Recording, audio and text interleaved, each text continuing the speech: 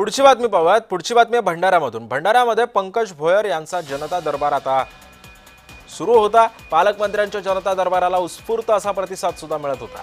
पालकमंत्री जनता दरबार पोर्टलचं सुद्धा यावेळी उद्घाटन करण्यात आलं। भंडारा जिल्ह्याचे पालकमंत्री डॉक्टर पंकज भोयर यांनी भंडारा इथं पहिलाच जिल्हास्तरीय जनता दरबार घेतलेला होता। या दरबारामध्ये 216 निवेदन प्राप्त झाले होते। जिल्ह्यातील सर्व तालुक्यातील नागरिकांनी समस्या निवेदन घेऊन पोलीस बहुउद्देशीय सभागृहामध्ये गर्दी केली होती। तर तिकडे विजय वडेट्टीवार सुद्धा भंडारा जिल्हा दौऱ्यावरती होते। त्याचवेळी जनता दरबारानिमित्त विश्राम भवनामध्ये पालकमंत्री पंकज भोयर उपस्थित होते। माहिती मिळताच विजय वडेट्टीवारांनी पालकमंत्री पंकज भोयर यांची सुद्धा भेट घेतली। दरम्यान दोघांनीही गळाभेट घेऊन आपुलकी व्यक्त केली।